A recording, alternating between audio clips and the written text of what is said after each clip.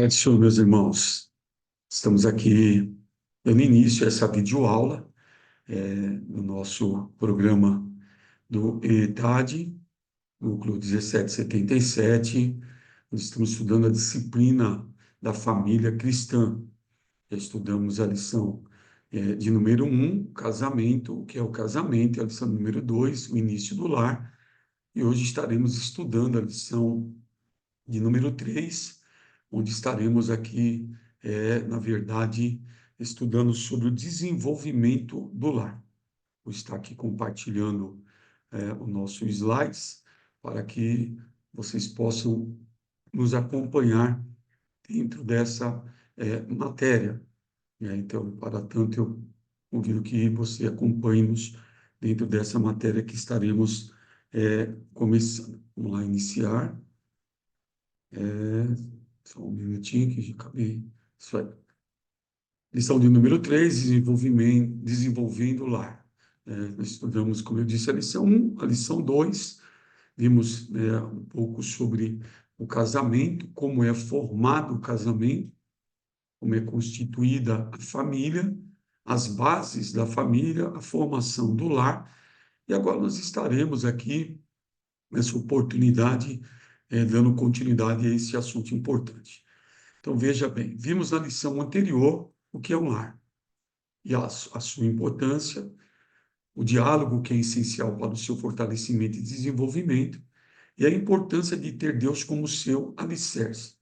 Veremos agora o cuidado que temos que ter para que o lar e a família não entrem em colapso por causa da ação demoníaca e de filosofias de homens ímpios. Então, veja bem, é importante nós definirmos como a imagem que está aí, que o lar, diferente de uma casa, a casa é construída ou é uma construção de tijolos e cimento, enquanto que o lar é uma construção de valores e princípios. E por causa disso, nós vemos uma investida muito grande espiritual da parte maligna de demônios, bem como de homens ímpios, é, investindo contra a destruição. Enquanto Deus quer construir a família, o maligno e homens maus querem destruir, desconstruir a família. E é por isso que a importância dessa matéria de hoje. Então, nessa aula, passaremos a ver o desenvolvimento do lar. A partir casou-se, o que ocorre agora? Então, vamos ver. O esboço da lição, nós veremos aqui 5 textos que vão falar sobre este assunto importante. Primeiro texto, ajustamentos. Segundo texto, nós vamos falar um pouco sobre a parentela. Terceiro texto, finanças e orçamentos. Quarto texto, ambiente no lar. Quinto texto, deveres dos componentes do lar. É dentro desse esboço ou dentro dessa síntese que nós trataremos a lição de hoje. O texto número 1 vai falar sobre ajustamentos. Ajustamento. Então, veja que eu sempre, quando falamos sobre família, sobre casamento, principalmente logo na cerimônia de um casamento, eu sempre gosto de figurar a união entre um homem e uma mulher, no seu princípio, como duas engrenagens virgens que vão começar a se relacionar. E logo que elas estão virgens, virgens que eu digo no sentido de precisando de um ajuste. Então, à medida que elas vão se relacionando, elas vão se ajustando, ficando melhor o seu sincronismo, né? Então, veja que são duas pessoas de intelectos diferentes, personalidades diferentes, temperamentos diferentes, de formações diferentes, culturas diferentes, que agora vão se ajustarem para viverem por todas as suas vidas. Então, vejamos, desenvolver um lar feliz requer um primoroso ajustamento entre o marido e mulher.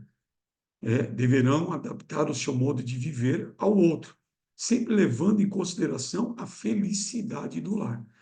Então, como dissemos, é um ajuste, onde o objetivo dos dois deve ser a felicidade do lar. Se não, vejamos o que diz Paulo à igreja de Filipos, no capítulo de número 3, versículo de número, capítulo 2, versículo 3 ao 4. Na verdade, é 2, 3 ao 4, que diz assim: completai o meu gozo, para que sintais o mesmo, tendo o mesmo amor, o mesmo ânimo, sentindo uma mesma coisa. Nada façais por contenda ou por vanglória, mas por humildade. Cada um considere os outros superiores a si mesmo. Não atende cada um para o que é propriamente seu, mas cada qual também para o que é dos outros. Então, a felicidade do lar, ela vai acontecer quando as partes estiverem atendendo aquilo que traz felicidade para o outro, seja entre os cônjuges, futuramente para os filhos. Qual é o maior patrimônio que nós temos? A família. Qual é o maior patrimônio do marido? A mulher. Qual é o maior patrimônio da mulher? O marido. Qual é o maior patrimônio do casal? São os filhos. E quando existe essa sintonia no relacionamento, então o lar ele será um lar feliz. Veja que o matrimônio feliz e duradouro é aquele no qual os cônjuges compreendem seus respectivos papéis e responsabilidade à luz da Bíblia, respeitando-se mutuamente. Veja que existem alguns pilares que nós tratamos na lição 1 sobre o casamento. Quais são os pilares? O casamento ele é monogâmico, o casamento ele é, na verdade, heterossexual, e o casamento ele é vitalício, é para a vida toda. E para ele ser feliz e duradouro, ou seja, durar até o fim, até que a morte o separe, conforme a Bíblia diz, que Deus ajuntou, não separe o homem, mas para que ele vá até o fim com felicidade, é necessário que ambos compreendam os seus respectivos papéis, nas suas responsabilidades à luz da Bíblia, respeitando-se mutuamente. O respeito ele é de suma importância para que o relacionamento ele dê certo. O que é respeito? É limite até que eu posso ir para eu não ferir a pessoa que eu amo. Até aqui a pessoa tem que ir para não me ferir, porque ela me ama. É o respeito, é suportar. Paulo diz, suportando-vos uns aos outros em amor. Então é muito importante isso, né, para que o matrimônio ele seja feliz e duradouro. Mas para isso acontecer, existem alguns ingredientes, e entendo que um dos mais principais, ou um dos principais, é a renúncia. A renúncia deve ser visto como uma questão de sobrevivência do relacionamento familiar. É impossível viver uma relação sadia entre família se não houver o exercício deste ingrediente. Então veja que é necessário a renúncia, a abstinência, a abnegação. Veja que Jesus, para nós nos relacionarmos com Ele, Ele diz nos evangelhos sinóticos: se alguém quiser vir após mim, negue-se a si mesmo. Para haver uma relação que tenha valor para Cristo, para Deus, há necessidade da renúncia, a abnegação. Quando solteiros, nós tínhamos hábitos, costumes, pensamentos, éramos voltados para nós, um egocentrismo. Agora não. Serão ambos uma só carne, uma pessoa só. E para isso acontecer e dar certo, para o relacionamento dar certo, para a sobrevivência desse relacionamento dar certo, só através da renúncia. É impossível viver uma relação sadia entre família se não houver renúncia. Para tudo na vida há necessidades de renúncia. Para o casamento não é diferente. Muitas coisas precisamos renunciar ou negociar com o nosso cônjuge, pois não se admite posições ferrenhas e radicais no casamento. Então, há necessidade de haver aí a renúncia. Veja que a Bíblia nos mostra alguns paradoxos. Veja que Jesus ele diz que o maior deve ser o menor. Jesus ele disse que para ganhar nós precisamos perder. Quando ele cita sobre a salvação, ele diz: que todo aquele que quiser ganhar a vida eterna, ele deve perder, e todo aquele que perder a vida aqui, ele vai ganhar, né? Nós encontramos o paradoxo que Paulo fala sobre que estamos mortos para o mundo para vivermos para Deus.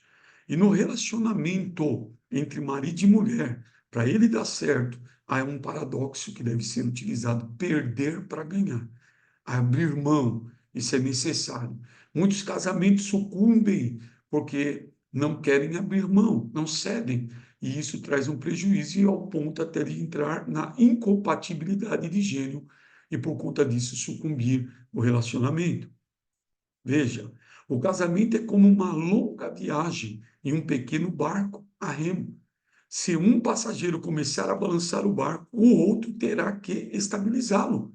Caso contrário, os dois afundarão juntos.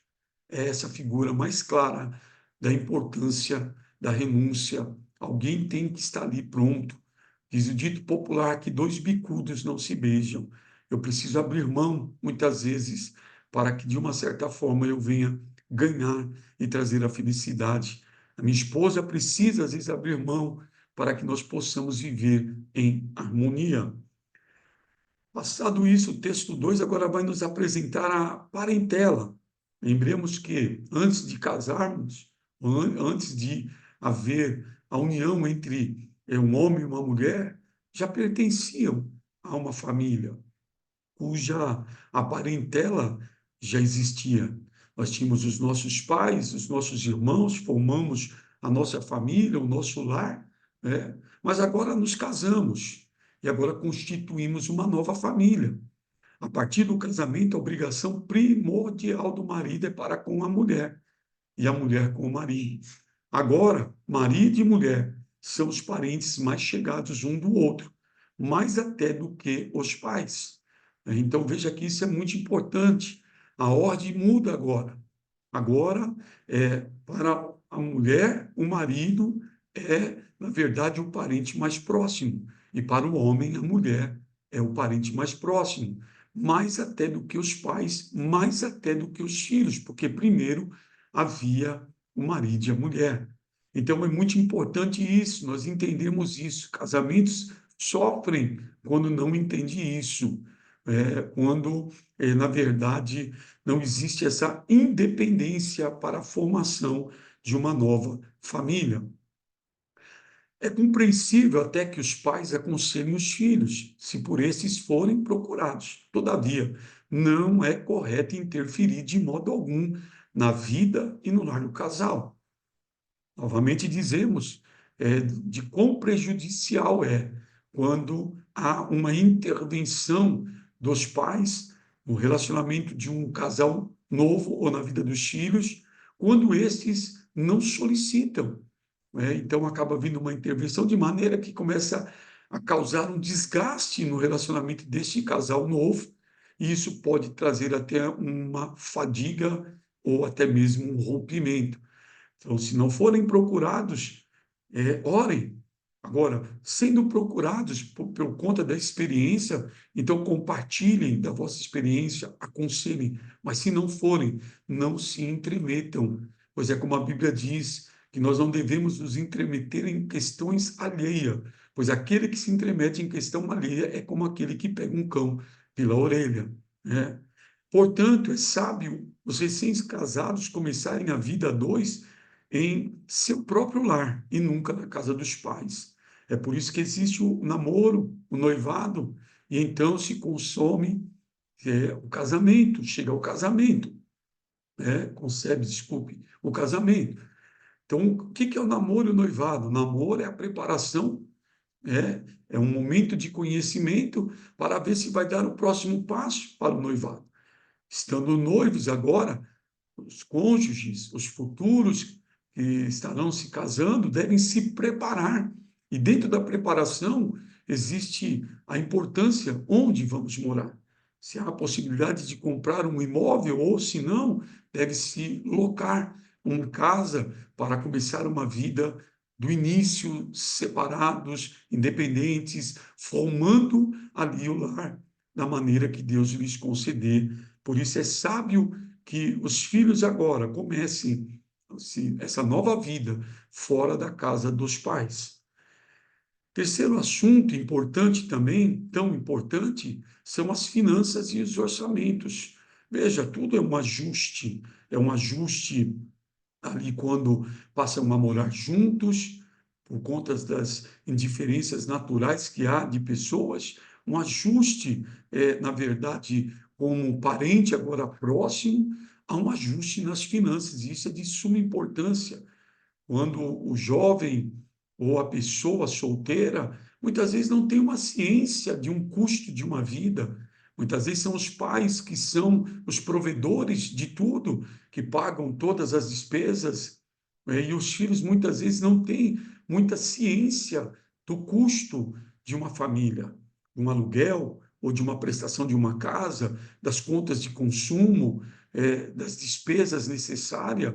Então, é importante que no noivado se prepare para isso. Vejamos, lembrando que o noivado é a preparação para o casamento, é nesse momento, e não no início do casamento, que o casal deve resolver como será administradas as finanças da família, quanto ganhamos, quanto será o aluguel, a água, a luz, a internet, quanto será que gastaremos, qual é a parte que nós podemos separar do nosso orçamento para mantermos uma reserva.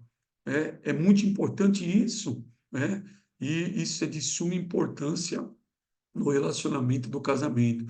Quando não se prepara antes, infelizmente depois vem o prejuízo. Então, que isso seja feito de uma forma sábia, antes de começarem a coabitarem na própria casa juntos. As finanças da família, em nossos tempos, torna-se muito importante nós atentarmos ao que as escrituras falam sobre o dinheiro, pois a maioria de divórcios e problemas relacionais pelos quais a família passa tem de maneira direta ou indireta questões financeiras. O dinheiro não traz felicidade, mas ele ajuda. Nós não devemos amar o dinheiro, pois a Bíblia diz que o amor do dinheiro é a espécie de raiz de todos os males. E nessa cobiça, alguns se apostataram da fé. O homem não pode, como provedor, ser um avarento. Ele deve ser generoso com a esposa, com os filhos. Todavia, tem que ter um equilíbrio, porque as contas chegam, as contas vão chegar. Então, precisa tomar um cuidado para que lá na frente a falta de recurso venha trazer problemas que possam até mesmo, de uma certa forma, machucar a família e possa até desgastar ao ponto de causar um divórcio. Alguns agentes causadores desses problemas de ordem financeira são consumismo, mau uso dos instrumentos de crédito e endividamento, que causam problemas como nome sujo, mau testemunho, tanto dentro quanto fora da casa. Então, é necessário, né, ter esse devido cuidado. Cuidado com o consumismo.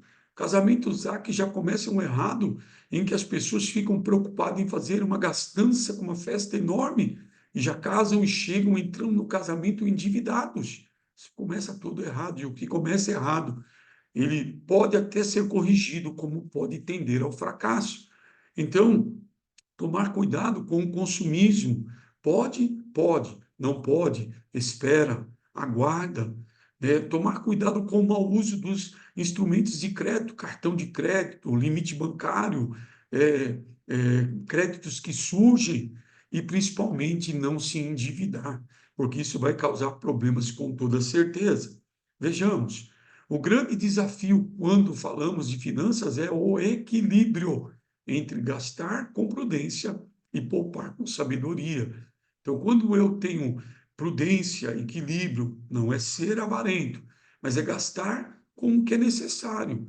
Existem algumas regrinhas, por exemplo, eu aprendi nunca vá ao mercado comprar com fome, fazer a compra do mês com fome. Vai comprar pelos olhos, vai comprar pelo desejo que você está ali de saciar a sua necessidade. Nunca compre assim, vá sempre já satisfeito, você vai comprar o que é necessário, vai gastar o que é prudente. Quando for comprar, eu preciso mesmo disso, nós vamos usar isso mesmo. Então é um equilíbrio, não é sair gastando como diz o dito popular, o dinheiro não aceita desaforo. Então, gastar com prudência e poupar com sabedoria, sempre que possível. Guarde alguma coisa, não para enriquecer, não para poder fazer um grande investimento em outras coisas, não, mas simplesmente para ter alguma reserva. Nós temos muitos desafios e não sabemos o que pode acontecer no amanhã. Então, o equilíbrio é de suma importância. Veja que a Bíblia nos ensina a sermos temperados. É um fruto do Espírito, ter equilíbrio, domínio próprio. Tomarmos cuidado com a internet, com a televisão, tomarmos cuidado com aquilo que a mídia nos provoca, né? Veja que o pecado de Eva foi ela ver o fruto, era agradável e desejável. Tomar cuidado com os nossos olhos, que são eles que vão incitar os nossos desejos, e às vezes nós passamos. E há duas alegrias, uma quando compramos e a outra quando conseguimos pagar. Então, que tomemos cuidado para que isso não interfira e traga um desequilíbrio ao casal. Como chegar ao equilíbrio? Primeiro, tenha regras. O que é importante, o que é de valor, o que tem princípio, que vão nortear o seu consumo. Então, tomar cuidado, tem que ter regra. Segundo, faça um planejamento e realize controle sobre suas entradas e saídas. Jesus ele ensinou que quando nós vamos construir, devemos sentar, fazer as contas, o orçamento, para que não venhamos começar a construção e paremos pelo caminho e alguém diz, ah lá, foi imprudente. Então, o planejamento é importante. Quanto eu ganho? Qual foi a entrada que eu tive? O que eu posso, de fato, gastar para que eu não venha me precipitar e isso trazer um prejuízo para o meu relacionamento. As finanças na família. A Bíblia tem diversos conselhos para todas as áreas da vida, incluindo a financeira. A Bíblia é o manual de instruções da humanidade. Ela possui 1565 versículos que falam sobre riqueza e dinheiro. 28 versículos do Sermão do Monte que referem-se a dinheiro. 13 parábolas que falam sobre riqueza ou dinheiro. Portanto, a Bíblia trata de todos os assuntos, inclusive também incluindo também a vida financeira. Se nós formos prudentes, se nós formos simples, veja que é importante, não tirando do contexto, mas há um texto da Bíblia que diz, Jesus disse, sede simples como a pomba e prudente como a serpente. A simplicidade é importante, né? Mas a prudência também. Se não tiver prudência, nós vamos trazer um prejuízo que vai acarretar. Então, que o Deus Todo-Poderoso nos instrua, nos ensine, nos oriente e nós possamos andar com os pés no chão.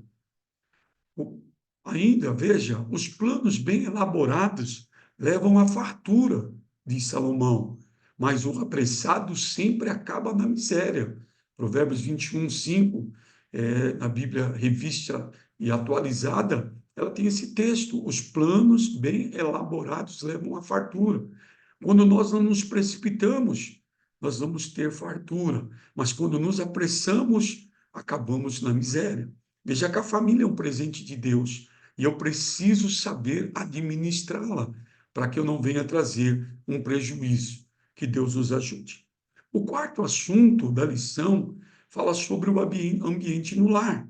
Então, lar, nós já sabemos que é, na verdade, uma construção de valores e princípios. É onde moram as pessoas que nós mais amamos. E ele deve ser aconchegante, tanto para nós quanto para os outros. Veja, o ambiente do nosso lar é de singular importância. Ele deve permitir que os visitantes, inclusive Jesus, sintam-se bem-vindos.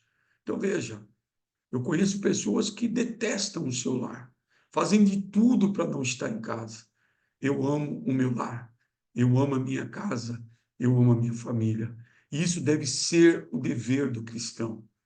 Veja que Josué ele protesta dizendo: vocês vão escolher a quem servais, aos deuses, os amorreus, ao Deus dos vossos pais, da além do Jordão, falando ali de da época em que Abraão e seus pais ainda moravam em Ur dos Caldeus, mas Josué ele protesta dizendo: mas eu e a minha casa serviremos ao Senhor.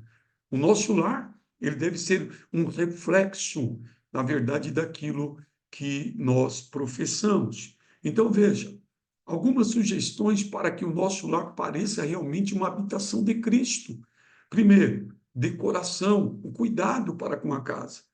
Por mais simples que uma casa seja, nela pode se fazer sentir aquele toque decorativo caprichoso, que muito concorre para o bem-estar da família.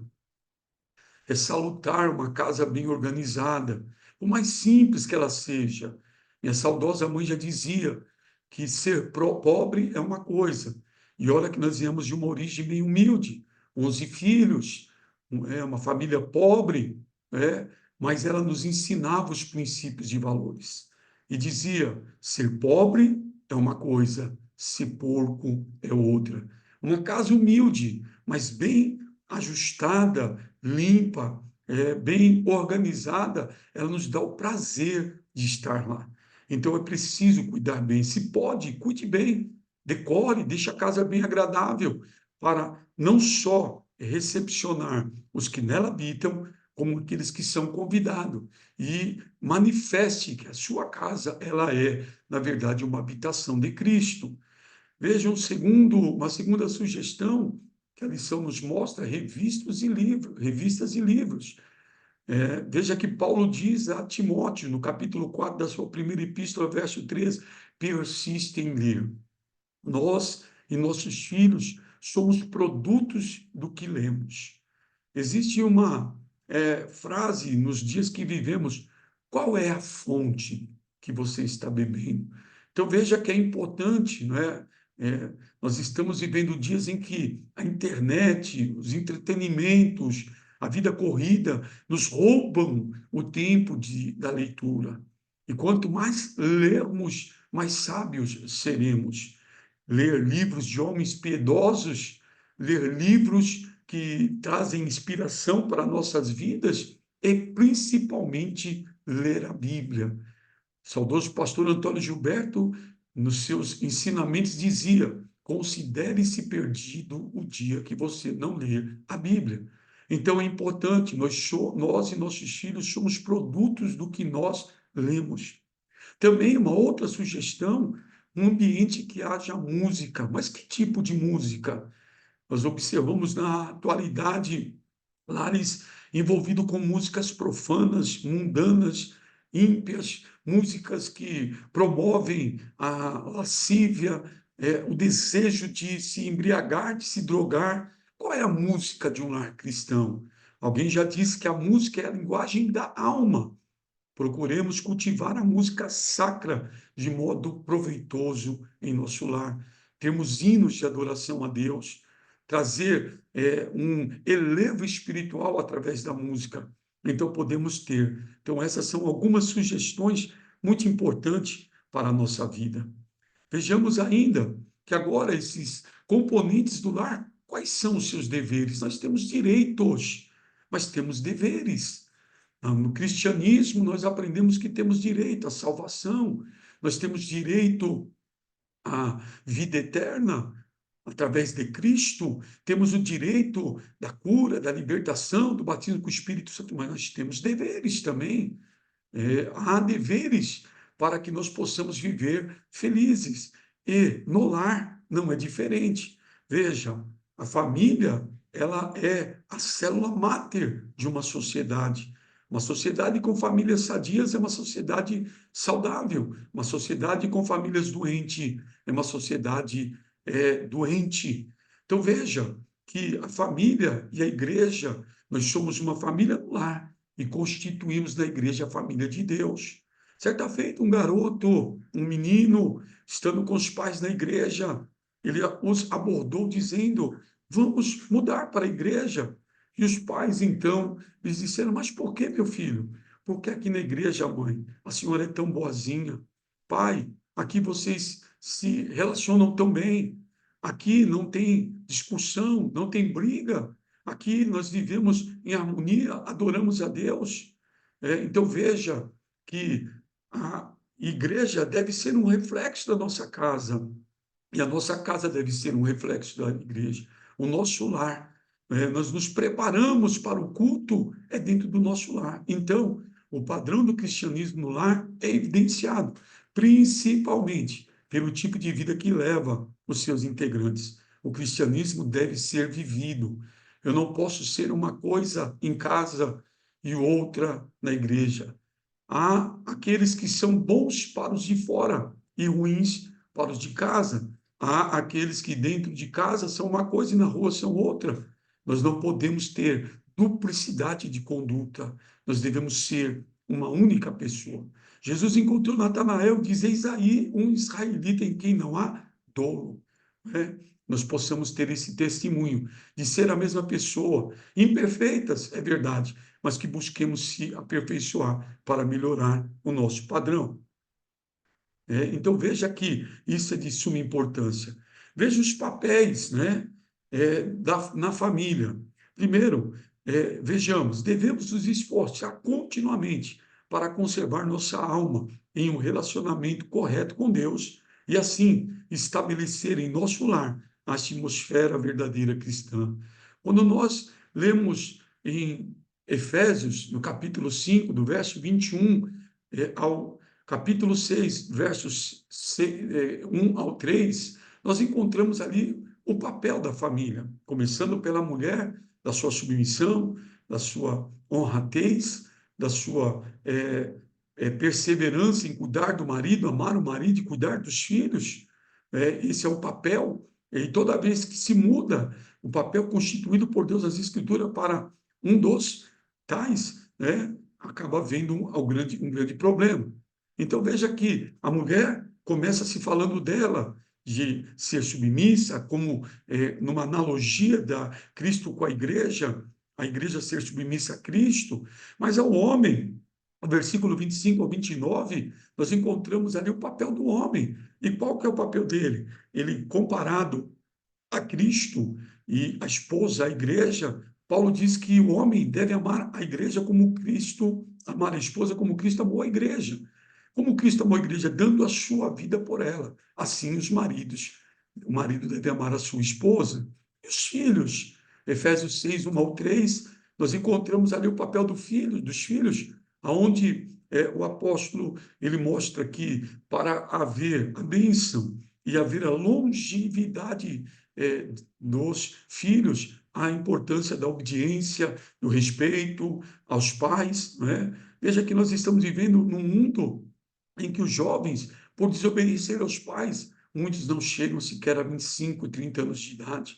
São ceifados antes por conta da desobediência, mas a Bíblia diz que aquele que honra os pais, ele tem a bênção de Deus e é prolongado os seus dias. Mas acima de tudo, acima do esposo, da esposa, dos filhos, nós, na verdade, temos que ter Deus. Deus está acima de tudo. Então, veja, devemos nos esforçar continuamente para conservar nossa alma em um relacionamento correto com Deus e, assim, estabelecer em nosso lar a atmosfera verdadeira cristã.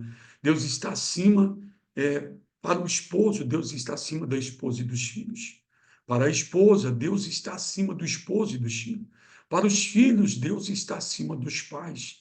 É assim que deve ser. E quando, de uma forma correta, nós estabelecemos o relacionamento, nós teremos verdadeiramente um lar, numa atmosfera verdadeiramente cristã.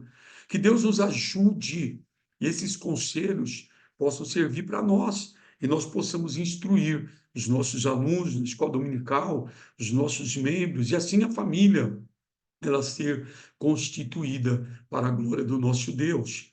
Nós estaremos interrompendo agora o compartilhamento, né? E estaremos interrompendo, na verdade, a aula, pois chegamos ao encerramento dessa matéria. Veja que é uma aula importante. Então, aprendemos o desenvolvimento do lar. Ele se dá quando? Do início. E quando deu o início? Quando do casamento. A importância do ajuste, a importância de entender que agora eu sou uma família e meu parente mais próximo é meu lar. Não deixando de amar os meus pais, meus irmãos, minha parentela, mas a principal parentela mais próxima é o meu lar, a minha família, colocando alguns princípios de valores, tomando cuidado com a área financeira, entendendo que eu devo cuidar bem da minha casa e colocando Deus sobre tudo, sobre todo o meu relacionamento. Que Deus em Cristo nos abençoe. Espero poder ajudá-los com essa matéria, que nós possamos, assim, dar continuidade. Estaremos encerrando essa aula para a glória do nosso Deus. Deus abençoe.